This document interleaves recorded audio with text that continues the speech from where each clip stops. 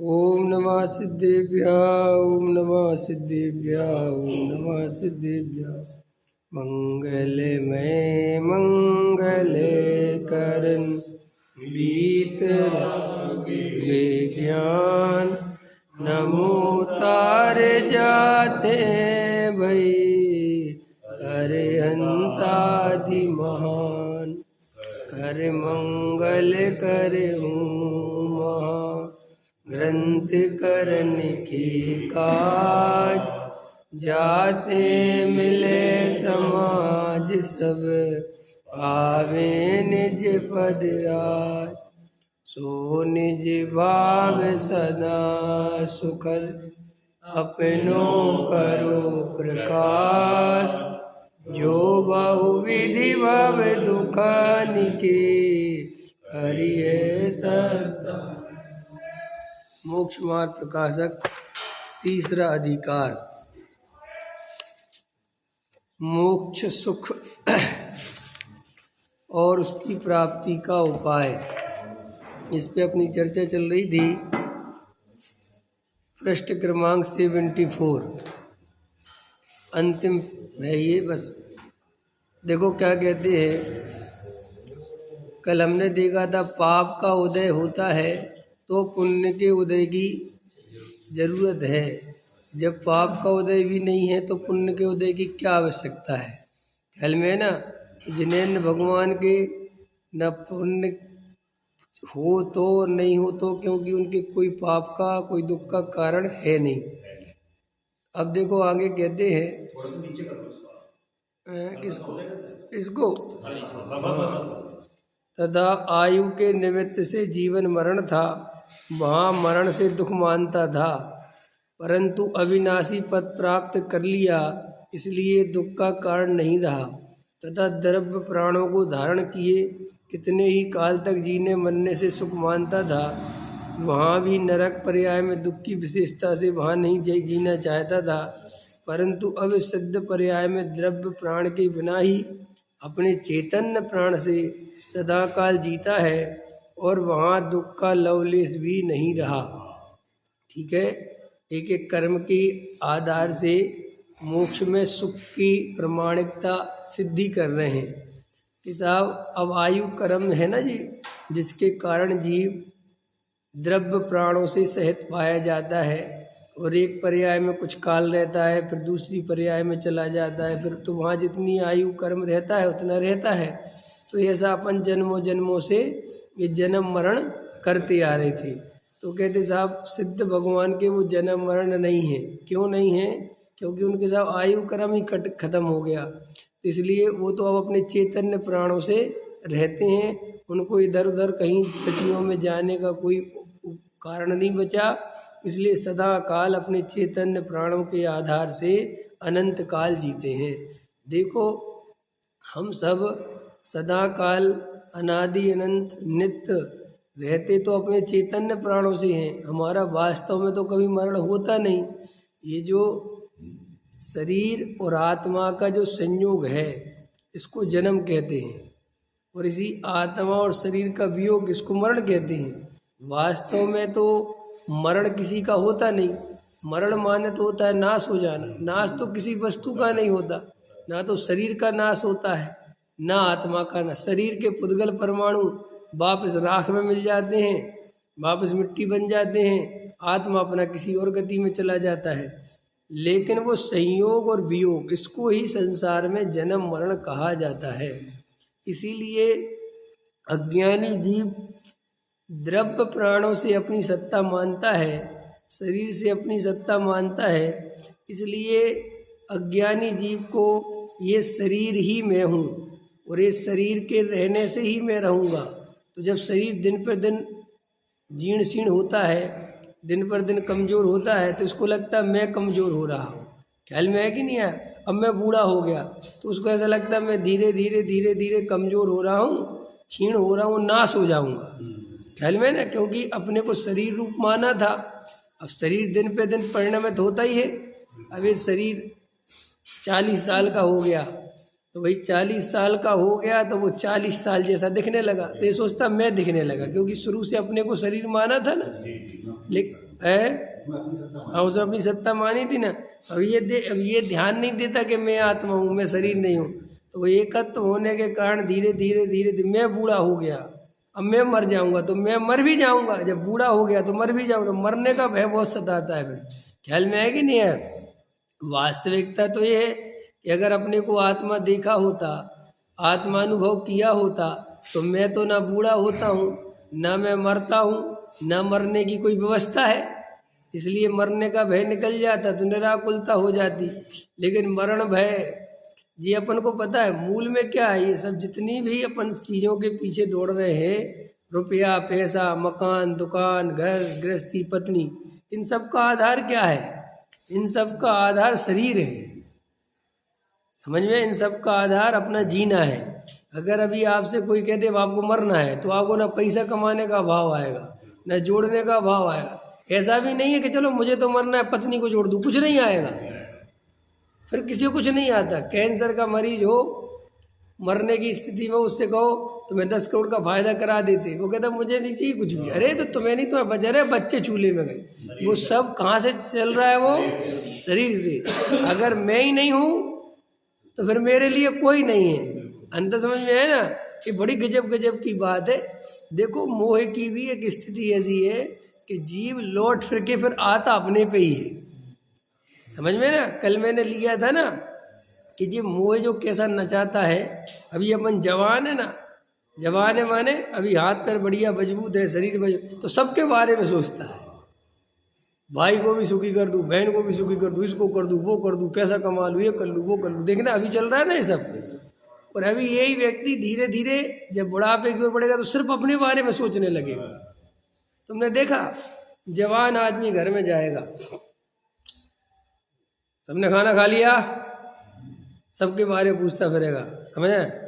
पापा ने खाना ले लिया, मम्मी ने खा लिया, भाई ने ले लिया। और जब वो व्यक्ति बूढ़ा हो जाता तो वो किसी के बारे में नहीं पूछता। कह ले है ना, ला मुझे दे दो, मुझे क्या पता किसने खाया नहीं। ऐसा ऐसा होता है ना। ऐसा क्यों होता है आपको पता है? कारण है क्योंकि उसका अब जो कुछ है वो अपने पे सीमित हो गया। अब उसका कर्तृत्व बाहर से उसको लगता हमारी है क्या जो हम सोचे, और इसको जो जवानी में लगता है कि मैं करने धरने वाला हूँ। हाँ, तो समझे ना, अंतरंग से ये लौट फिर के जीव आता अपने पे है। और जब अपने पे आता है तो डरता है, अब मैं मर जाऊँ, अब मैं मर जाऊँ, अब मैं मर जाऊँ। तो बुढ़ापे में अब कोई बचने का उपाय तो है नहीं, तो बस फिर अंदर स्वीकार कर लेता है कि ठीक है अब चलो भैया जो है। अंदर डरता तो रहता है, लेकिन स्वीकार कैसे करता है कि मरना तो है ही, अब बूढ़े तो हो गए, अब चल ले दो जी जब तक गाड़ी चल रही। अंदर से बहुत डरता है। ख्याल में है ना? बाहर से बोलता है कि जब तक गाड़ी चल रही है, अंदर मरने से डरता बहुत है। क्यों डरता है? क्योंकि मेरी सत्ता ही मिट जाएगी, मैं ही खत्म हो जाऊंगा। ये ही श्रद्धा है ना शरीर से। अगर शरीर से वेद ज्ञान होता, मैं शरीर नहीं हूं ऐसा निर्णय होता तो बहुत बढ़िया था। अभी हाँ देखो, अभी हमारा मन क्या कहता है पता है? मन हमें कैसे भटकाता है। मन माने मोह, कैसे भटकाता है पता है? हम बुढ़ापे में ध्यान रखेंगे, हम इनके जैसे बूढ़े नहीं होंगे। जैसे देवेंद्र जी बूढ़े हो गए ऐसे मैं नहीं होऊंगा, मैं बहुत ध्यान रखूंगा। और इनने तो कोई पढ़ाई लिखाई करी नहीं, मैं तो पढ़ाई लिखाई करी हुई है। समझे? सारा आदमी को मन ऐसा भ्रमित करता है। मैं बिल्कुल व्यवस्थित रहूँगा, व्यवस्थित खाऊंगा, मैं ऐसे मरने वाला नहीं हूँ घसीट घसीट के। मैं बिल्कुल, मैं अपने बच्चों के भरोसे रहने वाला, ऐसा हर आदमी सोचता है जवानी में। और ये जो सोच रहे हैं ना, और वो जो घसीट रहे हैं, वे तुम्हारी तरह सोचते थे बिल्कुल। मन उनसे भी यही कहता था। ख्याल में है कि नहीं आया? हर आदमी को क्या लगता, अभी जवान है ना, ये थोड़ी वासनाएं हैं, इच्छाएं हैं, ये सब बस थोड़ा सा भी उम्र ढल जाएगी, फिर अपने पास ये वासनाएं रहेंगी नहीं, फिर अपन शांति से धर्म ध्यान करेंगे। अरे भैया बहुत गलत बात। बुढ़ापे में वासनाएं तो रहेंगी लेकिन शक्ति नहीं रहेगी, सो और दुख। बुढ़ापे में दुख घटने बटने वाला नहीं है। अपन को लगता है ना बूढ़े हो जाएंगे ना, फिर कई लोग कहते बस 45 साल के बाद तुम सब छोड़ देंगे, लगता है ना? अरविंद जी 45 तो पार कर गए होगे तुम, तो बहुत पहले कर गए होगे। हाँ, क्या लगता है आदमी को? 50 से भी ऊपर हो गए। अभी देखने जब अभी मैं 35 का हूँ ना, तो मैं क्या सोचता हूँ, 43 में सब खत्म। मुझे पता कुछ खत्म नहीं होना है, ये मुझे पता है। ये सिर्फ मन को बहलाने की बात है, एक वासना नहीं छूटती। ये सब मूर्ख बनाने, अपने अपने को ठगने के लिए करते हैं अपन। 45 में सब कर दूंगा, बस कुछ नहीं कर दोगे। ख्याल में आया ना? ये वासनाएं कहीं जाने वाली नहीं है, कहाँ चली जाएंगी?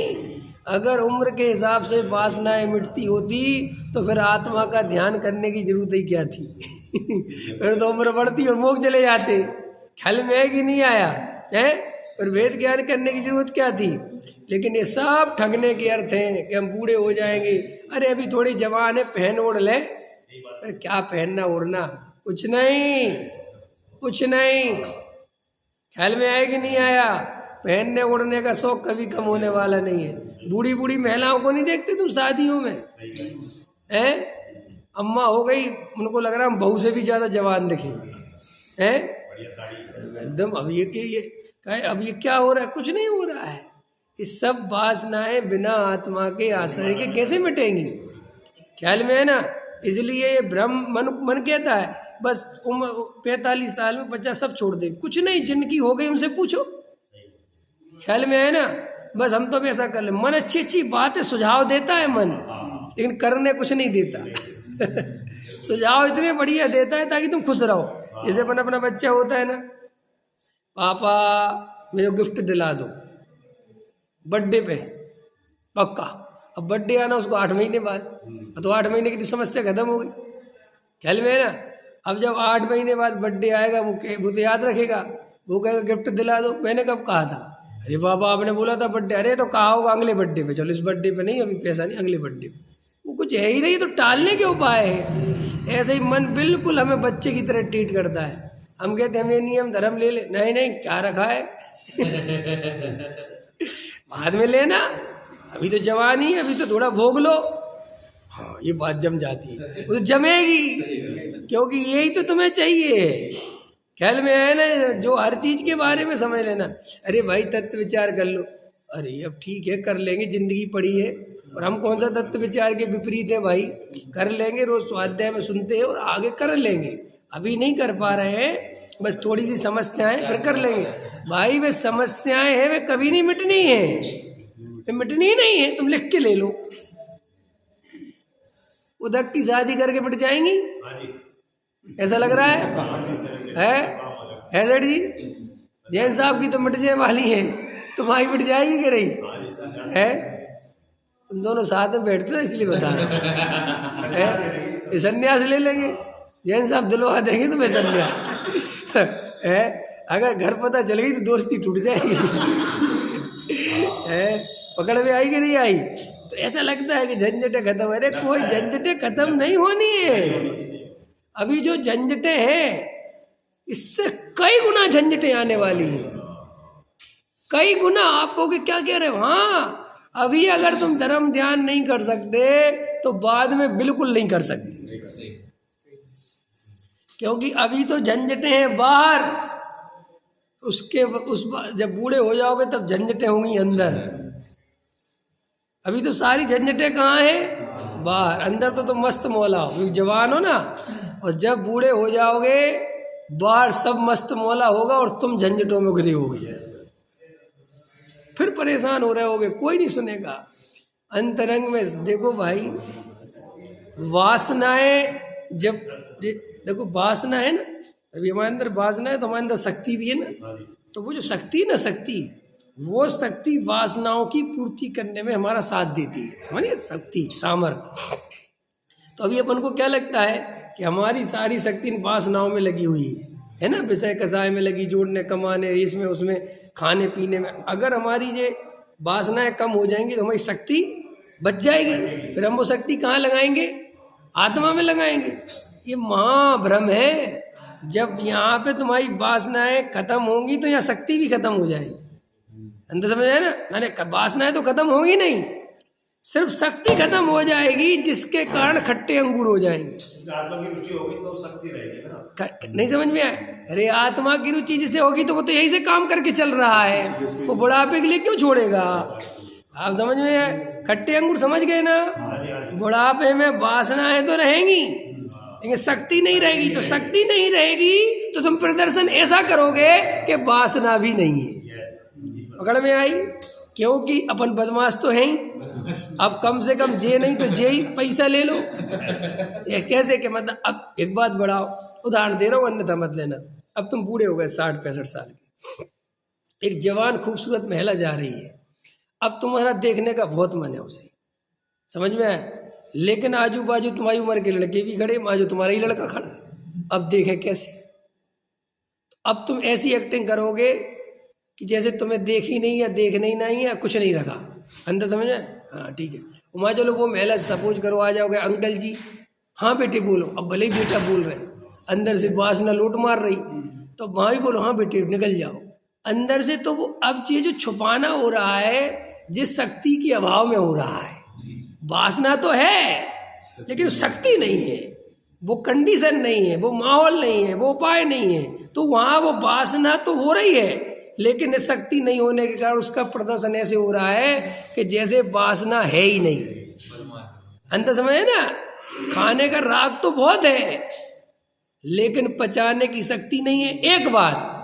दूसरी बात पचाने की शक्ति के अलावा कहे ना कि बना दो तो बहू चढ़ बैठेगी, बेटा चढ़ बैठेगा, क्या रखा है खाने में, चलो बूढ़े हो गए पचा नहीं पाओगे, तो कहता हो ठीक कह रहा भैया नहीं पचा पाएंगे, नहीं रहने दो। सो वो दोनों तरफ से जाता है। अंतर समझ में आया भाई? बुढ़ापे का दुख महसूस किया करो, दूसरे का बुढ़ापा देख के खुद महसूस किया करो। जे है बुढ़ापा, ये घुटने खराब, चल नहीं सकते, उठ नहीं सकते, पराधीन, भगवान के दर्शन भी करने तो कर नहीं सकते,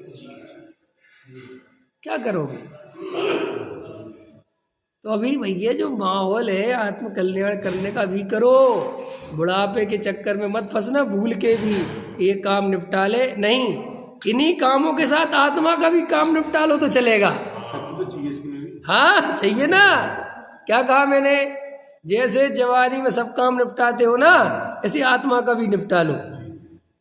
इसको पेंडिंग मत रखो, इसको ये मत सोचो कि हम बाद में, नो, जब सब ने पढ़ रहे तो इसको भी निपटाओ भैया। क्यों? क्योंकि ये महा इम्पोर्टेंट काम है, इसको मैं बुढ़ापे का इंतजार नहीं कर सकता। बुढ़ापे में पता तुम कौन से काम करना है, मैं बता देता हूँ। बुढ़ापे के लिए काम चाहिए था, पुराने बूढ़े रिश्तेदारों से मिले आना, जवानी में जिनसे नहीं मिले हो, सबके हाल चाल पूछते रहना, सबसे प्रेम से बोलना, ख्याल में आया कि नहीं आया? जो अपनी चीज़ जो नहीं देते थे जवानी, वो दे देना, ले लो मुझे नहीं चाहिए, ये सब काम बाद में करना। लेकिन अभी आत्म कल्याण का काम पहले नंबर पर करना, पहले न भैया, ये नहीं छोड़ना। अगर फैक्ट्री जाना है तो तत्व विचार भी करना है, अगर बेटे की शादी में उपयोग लगाना है तो आत्मा के अनुभव में भी जाना है। मैं ऐसा नहीं कर सकता कि सब काम निपटा के आत्मा का अनुभव करूँगा, क्योंकि सब निपटाने जो गया वो खुद निपट गया, उसे आत्मा नहीं मिला। फिर पकड़ में आ गई बात? तो देखो आयु कर्म की बात चल रही है, तो उनके कोई मरने का दुख, ये बात मैंने कहाँ से उठाई थी कि जब व्यक्ति को मरने की बात पता चल जाए तो उसके सारे जोड़ने तोड़ने कमाने सब भाव खत्म हो जाते, क्योंकि वो सोचता है कि मैं ही नहीं रहूँगा। अभी अपन को लगता है हम बेटे के लिए जोड़ रहे, गलत।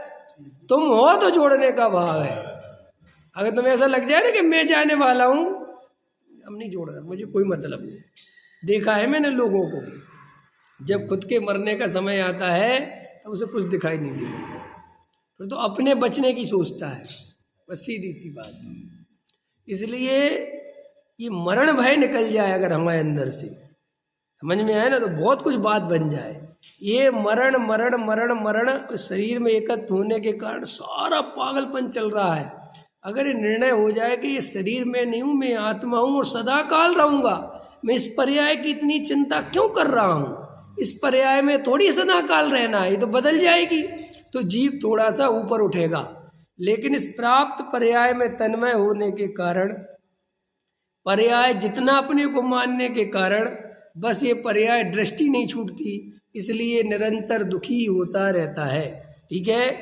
अब देखो नाम कर्म तथा नाम कर्म से अशुभ गति जाति आदि होने पर दुख मानता था, है कि नहीं, परंतु अब उन सब का अभाव हुआ। दुख कहाँ से हो? अब ये अपन को लगता नहीं, ज़्यादा ध्यान नहीं देते। ये गति जाति का बहुत दुख होता है, जाति का बहुत दुख होता मास्टर जी। छोटी जाति वाले देखो अपनी जात छुपाते है ना। उनसे पूछो तुम्हारा नाम क्या है? राहुल। तुम्हारा नाम क्या है? फलाना। आगे बोलते ही क्या ना उनको जो थोड़ा। और देखो जाति का कितना चलता है। और अपन से कोई पूछता तो अपन कभी नहीं कहते विवेक, अपन कहते विवेक जैन, है क्या नहीं। देखो तो ये जाति है। हाँ कुछ भी हाँ, तो वो जाति का दुख बहुत है। इनको हमारी जाति नहीं पता चल जाए, हमारी छोटी जाति है, तो ये जाति का दुख। ये सब नाम कर्म के उदय से ये जाति गोत्र संयोग सब बनते ना, तो उनका बता रहे हैं कि ऐसे सिद्ध भगवान के कोई जाति कोई दुख नहीं है, क्योंकि नाम ही कर्म खत्म हो गया। अब उन सबका अभाव हुआ तो दुख कहाँ से हो? तथा शुभ गति जाति आदि होने पर किंचित दुख दूर होने से सुख मानता था, परंतु अब उनके तो बिना ही सर्व दुख का नाश हो गया, सर्व सुख का प्रकाश हो गया, इसलिए उनका कुछ भी प्रयोजन नहीं। सिद्धों से बड़ी कोई ऊंची है? सिद्धों से कोई ऊंची जाति है? कुछ नहीं। वो बात यह है कि उनकी जाति वो चैतन्य के आश्रय से आई है। अभी जो लोग हम जैन हैं, हम फलाने, अरे भाई ये तो सब पूर्व कर्म के उदय से चल रहा है। पूर्व कर्म में कोई अच्छे कर्म थे तो अपन जैन बन गए, कर्म खराब होते तो मुसलमान बन जाते, हिंदू बन जाते, कुछ और बन जाते। मेरा कहने मतलब ये है कि इनमें एकत्व नहीं करना चाहिए, क्योंकि ये सब कर्मोदय जन्म अवस्थाएं हैं, इसमें हमारा और आपका कुछ भी नहीं है। देखो तथा गोत्र के निमित्त से नीच कुल प्राप्त होने पर दुख मानता था, अब उसका अभाव होने से दुख का कारण नहीं रहा। तथा उच्च कुल प्राप्त होने पर सुख मानता था, परंतु अब उच्च कुल के बिना ही त्रिलोक पूज्य उच्च पद को प्राप्त है। समझ गए ना। इस प्रकार सिद्धों के सर्व कर्मों का नाश होने से सर्व दुख का नाश हो गया। सिद्ध भगवान के कोई दुख नहीं है। दुख का लक्षण तो आकुलता है। देखो क्या गजब की बात, दुख का लक्षण क्या है? और आकुलता तभी होती है जब इच्छा हो। गजब, ये बहुत अच्छी आकुलता कब होती है? आपको जब कोई आकुलता सता रही हो तो ये मत कहा करो कि आकुलता सता रही है, सोचा करो इच्छा हो रही है और अपने अनुसार काम नहीं हो रहा, वही आकुलता बन जाती है। तो असली दुख की जड़ तो वो इच्छा है, आकुलता तो उससे उत्पन्न होती है, संयोगों के कारण नहीं। अपन को क्या लगता है हमारा दुख का कारण क्या है? बोलो। वर्तमान में अगर हम दुखी हैं तो काय के कारण है? हमारा शरीर साथ नहीं देता। तो ये शरीर से दुख नहीं है, शरीर को अपने अनुसार चलाना चाहता है और वो चलता नहीं, दुख तो इससे उत्पन्न होता है। बराबर हो गया नहीं? ऐसे ही हमारे घर के कारण, हम बच्चे के कारण, पति के कारण, है ना, नंद के कारण, सास के कारण, और जो भी कारण हम उनके कारण दुखी हैं, भ्रम है। उनको अपने अनुसार चलाना चाहता है, वे चलते नहीं तो दुख होता है। अंतर समझ में आया? तो सारा दुख का कारण कौन है? इच्छा। परंतु इच्छा का तथा इच्छा के कारणों का सर्वथा अभाव हुआ, इसलिए निराकुल होकर, देखो इच्छा का भी अभाव हो गया, इच्छा के कारणों का भी अभाव हो गया, इसलिए सर्व दुख रहित अनंत सुख का अनुभव करता है, क्योंकि निराकुलता ही सुख का लक्षण है। संसार में किसी प्रकार निराकुल होकर सभी सुख मानते हैं। जहाँ सर्वथा निराकुल हुआ वहाँ सुख संपूर्ण कैसे नहीं माना जाए। क्या कह रहे टोडामल जी? संसार में भी देखते हैं कि जिनके थोड़े बहुत काम बन जाते हैं वो निराकुल रहते तो सब बड़ा सुखी आदमी है, कहते ना, उस अपेक्षा से ऐसा बड़े सुखी आदमी, कोई झंझट नहीं है, बड़ी शांति की जिंदगी। तो टोडामल जी कह रहे जब संसार में जरासी निराकुलता वाले को सुखी कहते हो तो सिद्ध भगवान के तो कितना सुख होगा, क्योंकि वहाँ तो आकुलता का काम ही नहीं है। कोई आदमी संसार में राजा हो, महाराजा हो, कितने कुछ हो, सब उसके अनुसार चलता हो तो भी भूख तो लगती है, प्यास तो लगती है, शरीर की तकलीफ तो होती है, कोई मान अपमान हो ही जाता है, कोई ना कोई बातें इधर से। तो इसलिए संसारी जीव कितने ही उपाय करे सर्वथा सुखी नहीं हो सकता। और जिनेंद्र भगवान, सिद्ध भगवान सर्वथा सुखी है, क्योंकि किसी भी कारण का, दुख का कोई भी कारण वहाँ मौजूद नहीं है और किसी भी प्रकार की इच्छा नहीं है। इस प्रकार सम्यक दर्शन आदि साधन से सिद्ध पद प्राप्त करने पर, देखो क्या लिखा टूटा में साहब, सम्यक दर्शन आदि माने सम्यक दर्शन के बिना मोक्ष नहीं होता, और सम्यक दर्शन बिना तत्व विचार के नहीं होगा, और तत्व विचार वस्तु स्वरूप को सच्चा समझे बिना नहीं होगा। इसलिए पहले में पहले जिन जीवों को मोक्ष की प्राप्ति करना हो, पहले तो सच्चा तत्व समझें, और सच्चा तत्व समझने के बाद तत्व विचार में उद्यमी हो। ख्याल में है ना? और तत्व विचार में 1 दिन नहीं, 2 दिन नहीं, 4 दिन नहीं, निरंतर चाहिए, निरंतर तत्व विचार चाहिए। जब निरंतर तत्व विचार करोगे, निरंतर वेद ज्ञान में उद्यम रहोगे, तब जाके ये आत्मा की बात, आत्मा का स्वरूप पकड़ में आएगा, तब ये सम्यक दर्शन की प्राप्ति होगी। फिर सम्यक ज्ञान और सम्यक चारित्र, फिर सम्यक चारित्र की पूर्णता होगी, तब ऐसा निराकुल सुख, ऐसे मोक्ष पद की प्राप्ति होगी। सम्यक दर्शन के बिना कोई भी जीव मोक्ष प्राप्त करना चाहता है तो वह बहुत बड़े भ्रम में है। सम्यक दर्शन के बिना मोक्ष नहीं होता। अब सम्यक दर्शन की भी व्याख्याएं लोगों ने बहुत गलत कर रखी हैं। ख्याल में है कि नहीं आया? सम्यक दर्शन के बारे में लोगों की धारणाएं बहुत गलत है, उसका भी निर्णय सम्यक होना चाहिए।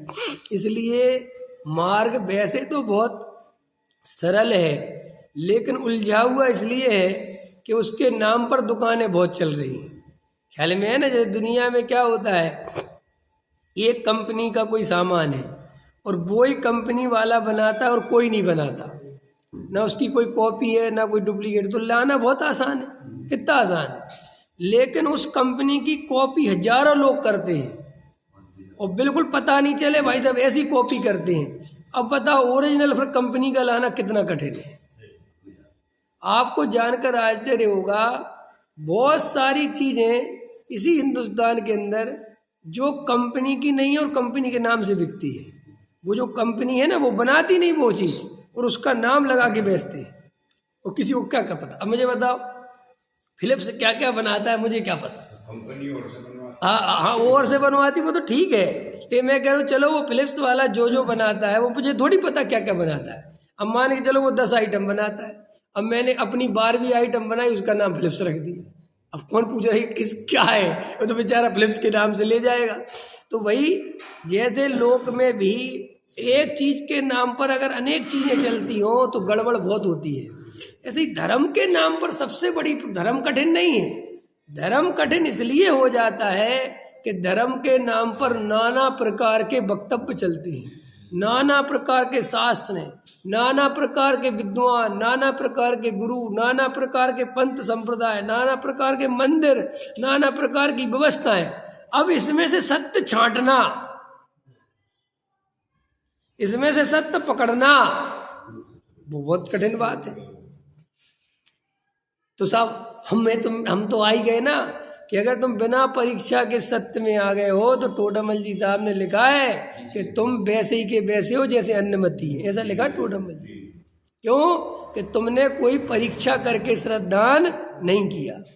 तुमने तो हमारा जैन धर्म सच्चा है, दिगंबर धर्म सच्चा है, समयसार सच्चा है, मोक्ष मार्ग प्रकाशक सच्चा है, सब सच्चे है हमें से। तो वो इसको कहते टोडामल जी, बिना परीक्षा करे तेरा अज्ञानुसारी सम्यक दृष्टि नहीं, तू मिथ्या दृष्टि है, कुछ नहीं हो सकता तेरा।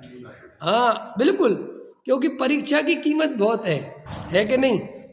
अनुभव की कीमत, परीक्षा की कीमत है कि नहीं है?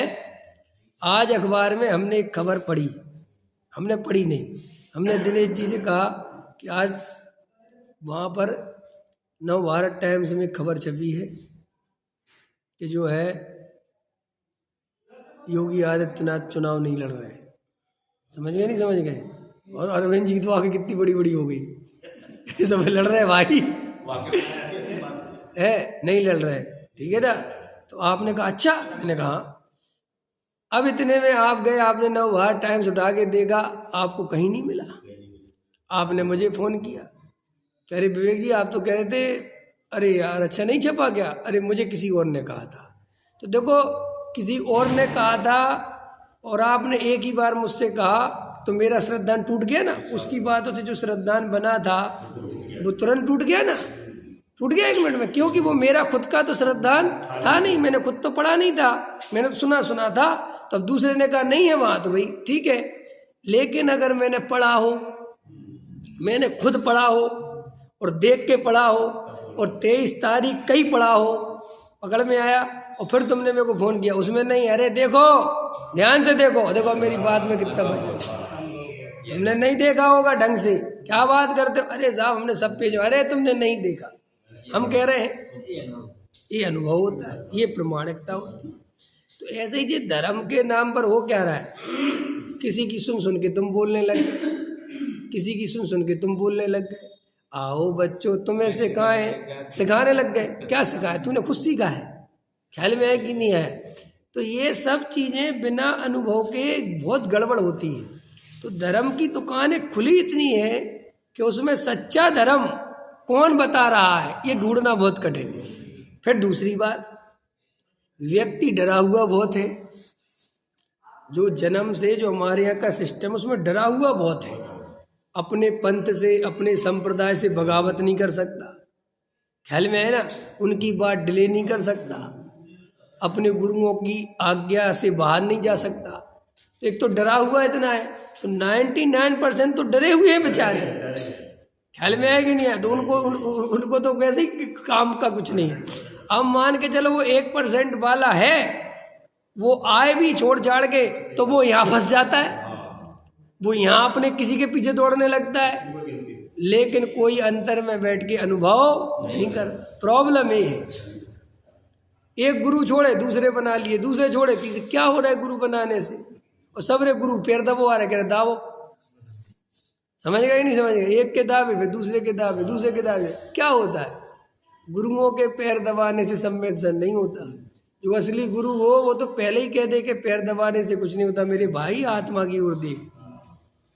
और जो गुरु पैर दबवाए और फिर कहे बात करेंगे बाद में, अरे तू भाई निकल ले, समझ गए कि समझ गए? अंतर समझ में आया कि नहीं आया? अरे भाई मेरे पैर दबाना इम्पोर्टेंट है कि तेरा आत्मा देखना इम्पोर्टेंट है? मेरे पैर दबाने से मेरा ही भला नहीं होना, तेरा भी नहीं होता, तू अपनी आत्मा देख, ख्याल में है कि नहीं है? तो सम्यक दर्शन कठिन नहीं है, सम्यक दर्शन का जो निरूपण है और जो उसकी व्यवस्था है वो बहुत खतरनाक है। उन सब में से बच के निकलना, सच्चे तत्व को ग्रहण करना बहुत कठिन है। कोई पुण्य को उपाधि कह देगा तो परेशान, कोई पुण्य को हे कह देगा तो परेशान, क्या करोगे बताओ? कोई 1000 तर्क देगा कि पुण्य उपाधि तो तुम मान लोगे, और 1000 देने की जरूरत क्या है? 2-4 ही तर्क में आप पुण्य को उपाधि मान लोगे, बस क्योंकि आपका अनुभव कुछ नहीं है ना।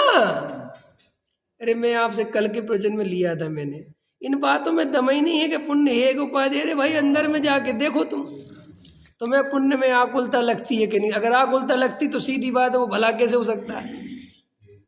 सरल है ना बात, पुण्य आश्रव है। अरे किसी के कहने से पुण्य आश्रव हो जाएगा क्या? लेकिन राग का परिणाम अगर पुण्य है तो राग में आकुलता हुए बिना नहीं रहती, चाहे वो गुरु की ही क्यों ना हो, देवशास्त्र गुरु की सेवा ही क्यों ना हो, आकुलता नहीं होती क्या उसमें?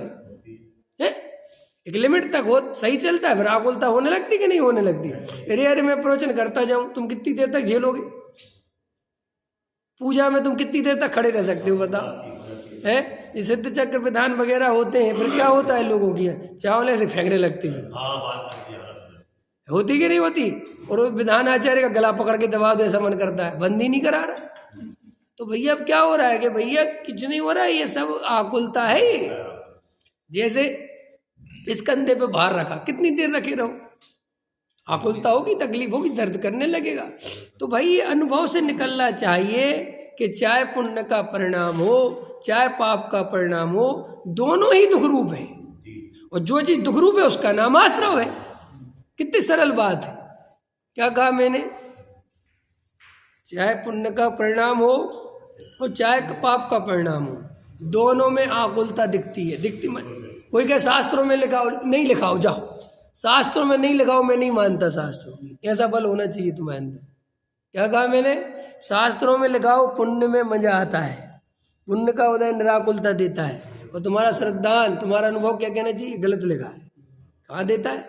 कौन सा पुण्य निराकुलता देता है? आज तक किसी पुण्य ने निराकुलता दी हो तो लेके आओ है कि साहब उसी से तो सब चक्रवर्ती सब बनते, तो भाई साहब निराकुल दे देंगे, और अगर वे निराकुल थे तो दीक्षा काय को ले ली? पकड़ में आई ना बात? तो ये तुम्हारे अनुभव, अब इस पर लड़ाई झगड़े चल रहे हैं। देवेंद्र जी देखे आपने झगड़े के नहीं है? पुण्य उपाधि है भाई, पुण्य को ये कहते, वो दोनों मूर्ख है। मेरे पास आओ, मैं बताता हूँ। कोई कहे मेरे से पुण्य उपाधि, बिल्कुल जाओ, है क्या टेंशन है? हमें क्या लेना देना भाई? जहर पीना चाहिए कि नहीं पीना चाहिए? बताओ कि भाई मरना हो तो पियो, तो जीना हो तो बिल्कुल मत पियो। कि नहीं मैं ये मानता हूं कि जहर पीने से कुछ नहीं, तो पी ले, हमें को टेंशन है मेरी है? मैं क्यों परेशान होऊंगा तेरे जहर पीने से? अभी एक व्यक्ति कह रहा हम समय सार नहीं मानते, मत मान, मैं क्यों परेशान? मैं कोई परेशान होऊंगा तो कोई कह दे समय सार झूठा है, यहाँ के खड़ा के कह दे, मैं कहूँ बिल्कुल सही, जा। मैं क्या गजब की बात है भाई। किसी ने कहा था पुण्य पाप कुछ मतलब नहीं होता, हाँ करके देख लो पता चल जाए। हाँ बिल्कुल ठीक बात है। अरे भाई हम तुम्हें क्यों सफाई दे किसी चीज की? कोई व्यक्ति कह रहा है पुण्य उपाधि, बिल्कुल ठीक, तुम्हारी नजर में होगा तुम करो, हम क्यों तुमसे लड़ें, क्यों विवाद करें? कि नहीं साहब मेरे मानने वाले 1 करोड़ हो गए, 10 करोड़ हो जाए, इससे हम क्यों परेशान होंगे? कि साहब सबरे हमारा पाला बदल बदल के उस तरफ भग रहा, भग जाओ। ये भैया ये कोई पाला चल रहा है क्या? पंडित जी आप थोड़ा सा ना प्रवचन ऐसा मत किया करो, 2 आदमी कटने वाले, 2 क्या सबरे कट जाओ, मैं भी अपने घर चला जाऊं। समझ गए नहीं समझ गए? क्योंकि मैं ऐसी टेंशन थोड़ी ले सकता हूँ किसी अरे मैं एक बार बता, मुझे कौन से लड्डू पेड़ा मिल रहे हैं? कमाल के लोग हैं सब। पंथ संप्रदाय में सब ऐसा हो जाए सब में आग लग जाए मेरी तरफ से, तो मैं तो किसी भी वो नहीं करूँगा। क्यों? क्योंकि अंतरंग में भाई मुझे पता चल गया, अनुभव से काम होना है। इन पंथ संप्रदायों से होना क्या है, क्या होना है इनसे, क्या होता है इन सब चीज़ों से? झंडा ऊंचा रहे हमारा, झंडा ऊंचा रहेगा तुम निगोद में चले जाओगे। ख्याल में ना, मिथ्यात्व से निगोद में जाता है जी। क्या करोगे सब पंथ संप्रदाय में? क्या कोई खूब गाली दे सोनगढ़ को, मेरी तो मैं तो एक जवाब देने ना जाऊं, कभी ना दूं, मुझे तो कोई बुरा भी ना लगे, देता रहे। मेरा क्या, सोनगढ़ में कोई मेरे रिश्तेदार है? सोनगढ़ किसी धर्म का नाम है क्या? बताओ। नहीं सर, अच्छा कोई आत्मा को गाली दे तो वो अपने आप को दे रहा कि नहीं? तो कोई सोनगढ़ को गाली दे तो वो अपने आप को दे रहा कि नहीं? क्यों? कि सोनगढ़ माने क्या, जहाँ आत्मा की बात चलती है, तो वो आत्मा है कि नहीं खुद बेचारा? तो वो अब नहीं जानता तो नहीं जानता, तो गुरुदेव तो कहते थे वो, उसको पता थोड़ी कि वो किसका विरोध कर रहा है, वो खुद का ही विरोध कर रहा है। हम नहीं सुनेंगे आत्मा की बात। मैं सुन भाई, अरे बिल्कुल मत सुनो, काय को सुनना तुम्हें जिसकी सुनना उसकी सुनो, अंत समझ में आया ना? हम तो गुरुदेव की सुनेंगे, जय जय गुरुदेव, जाओ खूब गुरुदेव की जय जय गुरुदेव करो, जाके पैर दबाओ, मार कराओ, सब कराओ, हमें क्या है किसी से, इसमें लड़ने झगड़ने की बात क्या है? लेकिन लोगों को कुछ खबर नहीं, इस तरफ से भी जवाब देते हैं, वे उस तरफ से जवाब देते हैं, और सच बात तो ये है कि कोई अनुभव नहीं करता। जवाब देने का भाव ये बताता है कि तुम अनुभव नहीं करते। क्या कह रहा हूं मैं? सब हमारे कुंद कुंद को नीचा दिखाने में लगा। मैं कहूँ नीचा जो करना वो करता रहे, कुंद कुंद किसी के नीचे दिखाने से नीचे हो जाएंगे? और अगर इतने हल्के हो कुंद कुंद तो बात ही खत्म हो गई, फिर गजब हो गया। यार कोई महावीर भगवान को गाली दे तो मेरे रिश्तेदार है कि मैं क्या करूं महावीर भगवान का? महावीर सारे जगत के हैं कि नहीं? अब किसी को पसंद आ रहा है किसी को नहीं, मैं क्या करूं? जैसे फिल्मी स्टार होते उदाहरण के लिए, अब उनके बाप ने फिल्म बनाई, अब फ्लॉप हो गई, आधे दर्शकों ने पसंद करी, आधे दर्शकों ने पसंद, तो भाई कमेंट्स करने वाले तो क्या क्या लिख देते हैं ये बूढ़ा हो गया, इसको मर जाना चाहिए, छोड़, तो उसके लड़के को तो उस पर केस कर देना चाहिए कि जी मेरे बाप के खिलाफ बोलता है। नहीं करते वे कुछ भी, वे आम पब्लिक पे बिल्कुल ध्यान। क्यों? कि वो कहते भाई तुम जिस कैरेक्टर में जो फिल्म कर रहे हो वहाँ पे इस तरीके की संभावना है, कोई तुम्हारा विरोध करेगा, कोई तुम्हारे पक्ष में आएगा, तुम्हें दोनों पे ध्यान नहीं देना है। ऐसे ही महावीर जब हुए, और महावीर जो काम करके गए तो कुछ विरोधी दल के भी आदमी खड़े होंगे, कुछ समर्थक दल के भी होंगे। गुरुदेव जो काम करके गए हैं तो कुछ समर्थन में भी आएंगे, कुछ विरोध में भी आएंगे। इसी का नाम लोकतंत्र है। अपन को लड़ना झगड़ना क्यों किसी से? अरे भाई तुझे विरोध करना खूब कर, तुझे नहीं आते पसंद, मैं क्या कर सकता हूँ? क्या मुझे आ गए पसंद? अब ये मेरी स्वतंत्रता है। हाँ, मेरे से कोई व्यक्तिगत कहे तुम वहां नहीं जा सकते वरना तुम्हें गोली मार देंगे, फिर आओ आओ मैदान में, अब लड़ाई झगड़ा करना पड़ेगा। अंत समझ में आया कि नहीं आया? लेकिन ऐसे तो कुछ नहीं होता। तो हम सबको इन बातों के ना तो कभी परेशान होना चाहिए। कोई अगर तुम्हारे मैसेज भी आता है कि साहब सोनगढ़ी बेकार है, तुम्हें कोई तकलीफ नहीं है, कहने तुम क्या, बेचारे अज्ञानी जीव, इनको खुद नहीं पता और उनकी क्या गलती है। मैं खुद कहता था कभी, मैंने खुद ना जाने कितना उल्टा सीधा बोला होगा, तो वही वो अज्ञानता थी, भ्रम था। अब भ्रम उनका टूटेगा तो वे सुधर जाएंगे। अब जिनकी होनार भली होगी उन्हीं का टूटेगा, हमारी थी सो टूट गया। अंत समझ में? तो इसलिए जगत में कभी भी हमें ये पंथ संप्रदायों से दूर रहने की कोशिश करना चाहिए, पूरी तरह फंसना ही नहीं चाहिए। फिर मैं ये बात क्यों समझा रहा हूँ कि सम्यक दर्शन सरल है, लेकिन ये सम्यक दर्शन का जो नाम पर जो दुकानें खुली हुई हैं उनमें ठग जाता है जी। कोई कुछ कह रहा है, कोई कुछ, इसलिए भैया सावधानी से, तुम्हें कहीं कुछ पढ़ने लिखने में ज़्यादा परेशान नहीं होना, किस ग्रंथ में क्या लिखा है इससे भी बिल्कुल परेशान नहीं होना। तुम्हें 7 बातें पता चल गई हैं, वे 7 बातें ही प्रयोजनभूत हैं। उसमें से एक का नाम है जीव, एक का नाम है अजीव, एक का नाम है आश्रव और एक का नाम है बंध। और संबंध निजरा मोक्ष के बारे में कुछ ज़्यादा दिमाग लगाने की जरूरत नहीं। अंतर समझ में आया ना? क्योंकि इन 4 की गुत्थी सुलझा ली तुमने तो वे 3 अपने आप आ जाएंगे। ऐसे वो ऐसे वो क्या होता है, उसको क्या कहते हैं, ऐसे बनाते मैजिक, हाँ पजल जो भी होता है ऐसे बनाते ना, तो उसमें आपको इधर देखोगे ये तो बिगड़ गया, ऐसे नहीं करना। तुम तो एक जगह लगे रहो, समझ गए ना? वो बाकी सब अपने आप सेट हो जाएगा। ऐसा होता है ना? हाँ ऐसा ना। अब जो अज्ञानी जीव होते हैं जो इनको बनाना नहीं है, तो बेचारे अरे यार ये यहाँ का ये तो वहाँ पहुँच गया, ये लाइन तो वहाँ, अभी बेचारे उसको न, ऐसे में उनका कभी बन ऐसे ही तुम 4 चीज़ों को समझ लो बस। और 4 में भी मैं और कम कर सकता हूँ, 3 समझ लो। हाँ बस 4 छोड़वा रहा हूँ।